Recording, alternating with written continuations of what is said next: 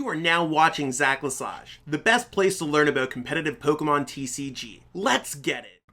What's poppin' peeps? Welcome back to the channel, Zach Lesage here. Today we're going to be going over the top 11 through 20 decks. Yep, you heard it here first. We're going to be going through the top 11 through 20 decks. We do it every single Tuesday at 12 p.m. Eastern.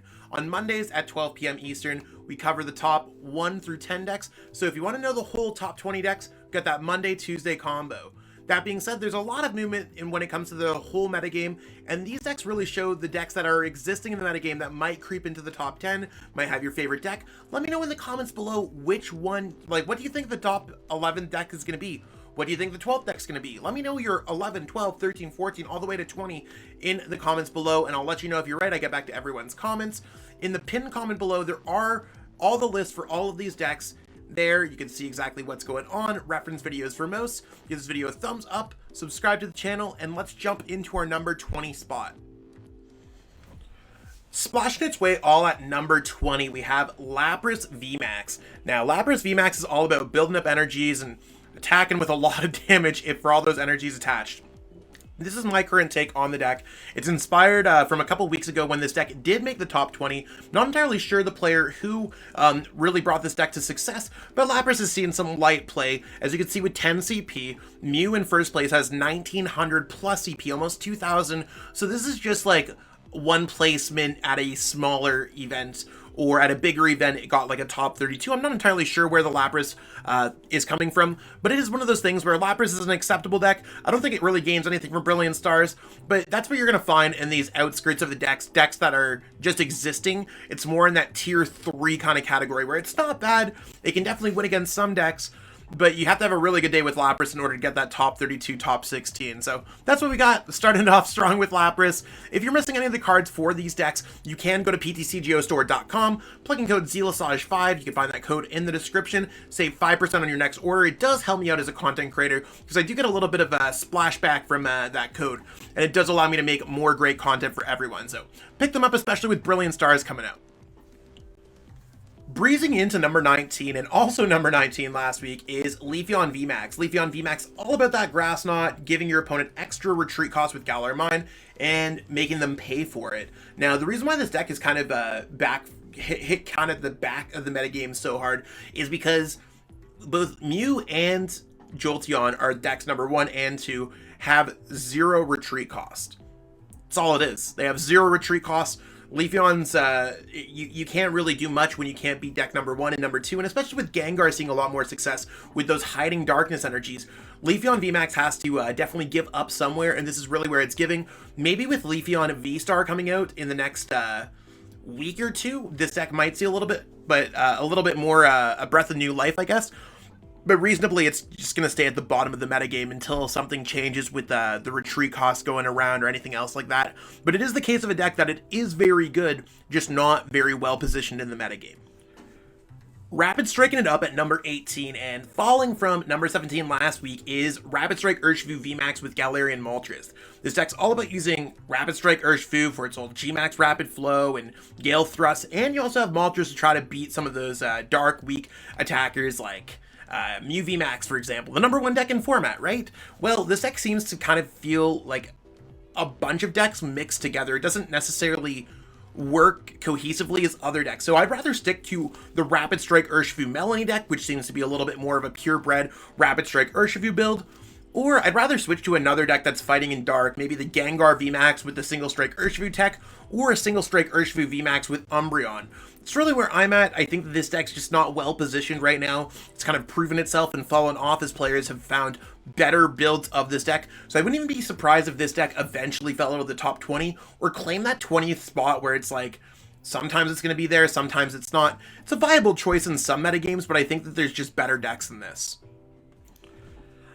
Galloping all the way to number 17 and up from number 20 last week is Shadow Rider CALYREX VMAX. This deck's all about attaching energies with Underworld Door and hitting hard with Max Geist, and you have now Creamy VMAX there that can attack with G-Max Whisk for good measure. I think this is a cool take on the build. Shadow Rider is an alright deck, but it really gets overshadowed by Mew VMAX, because Mew is also weak to Dark. So anything that's trying to beat Mew is also, unfortunately, trying to beat Shadow Rider. If Shadow Rider had a different weakness, I think this would definitely be a top 10 deck, but unfortunately, it's just going to get countered to the metagame by all the Path decks, all the Dark decks, and all the things that you just have to deal with when it comes to trying to play Mew in this kind of metagame. So unfortunately, I think Shadow Rider is just not as good as Mew, and it's not necessarily a comparable deck. I mean, one you're trying to attach a bunch of basic energies, one you're trying to be a turbo build where you're attaching 2 energies and sniping things with Techno Blast. Well, very different decks, but unfortunately the same weakness puts them in the same category, which means Shadow Rider is probably going to be chilling at the back of the metagame for the foreseeable future. Maybe if we get a strong enough partner that's weak to metal, that can kind of hold its own, that isn't necessarily as reliant as the Alchemy is to the Shadow Rider, we might see something a little bit different. Or if Mew gets kind of countered in other ways that are not weakness, that might be okay, but right now I think Shadow Rider is going to not be so good for the foreseeable future. Heating it up at number 16 and dropping from number 14 is Victini VMAX. I think Victini VMAX is one of those interesting decks where it can make it into the top 10, hold its own for a little while, and then kind of falls down. I think with a lot of players experimenting with SUICUNE builds, Ice Rider builds, counterbox decks that also feature SUICUNE, LUDICOLO. I mean, the format has a lot of SUICUNE decks in it for some reason or another. Victini VMAX might just find itself struggling to make it into those top tables, as a lot of players are just like, generally when the fat of the metagame, all those decks that aren't Mew VMAX and all that stuff, you're facing them, you might run into a few water decks, and that really might cause this deck to have a downfall. So Victini VMAX, all about using max victory, 220 to Pokemon V, Path to the Peak, Crushing Hammers, all this stuff. Lee Bowie's kind of brainchild of a deck. It's cool, it's just not well positioned right now. It can be well positioned, but right now, unfortunately, it's not. So keep that in mind when it comes to Victini. I think it's a really aggressive deck, it's a cool deck, it's a successful deck. You just might not see success at every single tournament with this deck. Moving into number 15, and previously from number 12, it's SUICUNE V with Path to the Peak. To me, I've always kind of talked about this deck, and I'm like, you wanna know what? I think Ice Rider might be better, because this deck is just trying to do Blizzard Rondo, have Pokemon in play, and attack, and be a basic Pokemon instead of Ice Rider having access to the extra HP and Max Lance and Ride of the High King. Literally, it almost looks exactly like the same build. I think right now, this deck is kind of, it's a worse version of Counterbox in my opinion. I think it's one of those things where you might just struggle when it comes to playing against the general metagame right now. I can't necessarily put my finger on it. I know it struggles to Jolteon. It's an alright deck, and I think that's the reason why it's in the middle of the pack of the top 20, where it can definitely maybe make top 10 with a few event placements. It definitely has what it has to take to get an event win here or there, but it doesn't consistently hold its own, and which is the reason why it's one of the top 15 decks, not one of the top 10 decks. So I can't necessarily recommend this deck. I think there's better SUICUNE decks, whether it's SUICUNE Ludicolo or Counterbox or Ice Rider-ish decks, but it's not a bad deck by any means. It's just kind of basic. Another SUICUNE deck and 14th place. It's one of those things where SUICUNE, like I said, is taking over a little bit of the metagame, and it's doing pretty well. This one fell from number 10 last week, and I think after the late night regionals, everyone wanted to try what was going to go on with the new SUICUNE Ludicolo deck that they saw Kim Pobega make top 8 with. Well, that came and went, and the best event placement finish for this deck this past week was a second place finish at the medium-sized Excalibur event by my teammate Cal Connor. I think this type of deck is just the same thing as a SUICUNE deck. You have the Intelli online like you have for the other one, but you have Ludicolo to use Enthusiastic Dance, you have Scoop Up Nets, and you have Cross Switcher to make it a little bit more unique. I think this is a better take than the SUICUNE build, but I also feel like this deck has to struggle against Jolteon, and although it does have a way to beat Mew, and a lot of people say it beats Mew, I don't necessarily see it off the top of my head, and I could just be wrong. I think this is unfortunately just a type of deck that's just, the hype was there, the hype died down, and it's probably going to die down with that hype. If we see a top player play this deck and it gets a top performance, like an Azul, a Grant Manley, a Cal Connor, we might see some hype with this deck, but until that happens, I think the deck's probably just going to fall down the ladder of the top 20 again. Absolutely go into number 13, and a deck that we didn't necessarily think was going to come out here, not ranked last week, is Galarian Sirfetch'd V. Eli was able to win the Underground event this past week and really put this deck on the map. I know we've seen similar Sirfetch'd builds in the past, but not necessarily with the whole Counterbox, Galarian Moltres, all that kind of package. this might be the best way to play a deck like this. And the whole goal is Zapdos, go down from your hand, attach a couple fighting energies, swoop in with the Galarian Sirfetch'd V, and now you're a fighting type deck of what the Hoopa Moltres Sableye V kind of deck is. Kind of. Similar damage output, etc., etc. You have a baby Moltres, the Galarian Moltres, with dark energies, and you have a Hoopa just for good measure against decks like Mew. Do I think this deck's good? Honestly, I can't tell you. It's a deck that I really want to dive into because it looks really cool. However, I do think this is the type of deck that could move up the ranks to the top 10, maybe, because it's very interesting, it's very unique, it's fighting type, it works well against decks like Jolteon, might hold its own against Mew, and any deck that's fighting in dark type has some kind of chance to make it in the metagame. Although I do usually rag on decks like Rapid Strike, Urshifu, Moltres, this deck, again, with basic Pokemon and not playing stage 2s and stage 1s and stuff like that, it might be a better way to play it. So I'm going to fully try to dive into this deck this week if I get a chance, see exactly how it plays out.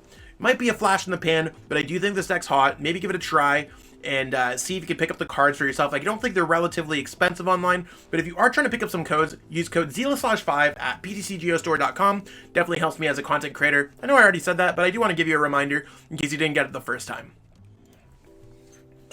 Swooping into number 12 and falling from number 6 last week, you have Counterbox. And Counterbox is kind of like a Suicune, Galarian, Moltres, Zapdos. I've seen a bunch of other random techs like Rapid Strike, Urshifu, and all that kind of everything in between. I think as long as you're playing some kind of form of these Pokemon, the whole goal is to be hitting hard with things like Melony, attaching extra energies, getting things back with Dire Flame Wings, and having access to a bunch of energies and a bunch of different types in play. Gabriel Samato's largely seen a lot of success with this deck in the past couple weeks, but it's kind of fallen off a little bit because it's just not... I think players now understand the deck exists and they're finding ways to counter it, or you just have players who are playing it not seeing success, and that's scaring players away from the success of this deck. I think decks like this will continuously grow for the rest of the format and maybe jump back into top of the meta. Like, this is definitely a type of archetype that could be top 10, might get better with Brilliant Stars, we get new pieces, but right now it can kind of unravel itself and just kind of be a deck that is misunderstood in the metagame is probably the best way to look into it. So I think Counterbox is cool, just maybe a few poor placements or players just seeing it not get enough hype can really dampen the archetype as a whole.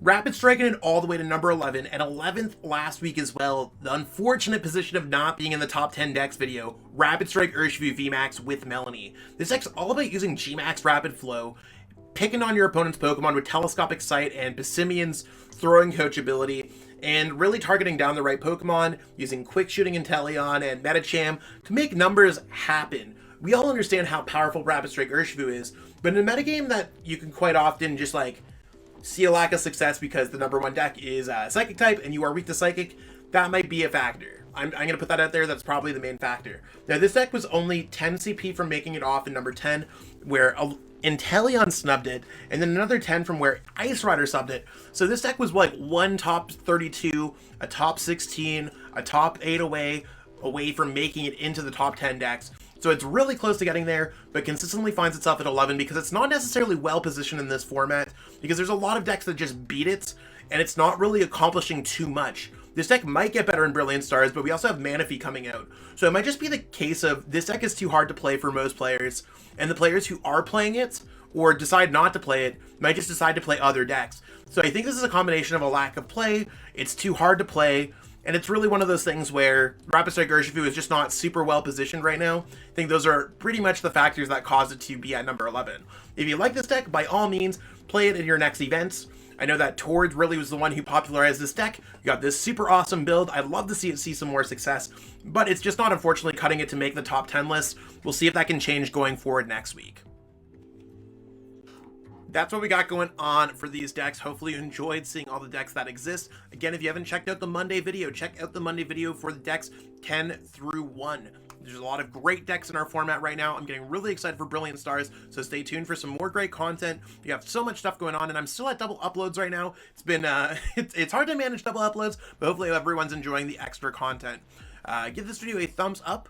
Let me know in the comments what you think about it. Subscribe to the channel, and I'll catch up with all y'all real soon. Peace out, and have a great one. I truly appreciate you taking the time out of your day to watch this video. It means the world to me. And my goal with this channel is to spread my love of the game and knowledge with our entire Pokemon TCG community. If you haven't already, help signal boost this video to other Pokemon TCG fans by liking it, sharing it with your friends, and subscribing to the channel. Hopefully we reach our goals really soon. Check out this recommended video, and have yourself a great day. Thanks.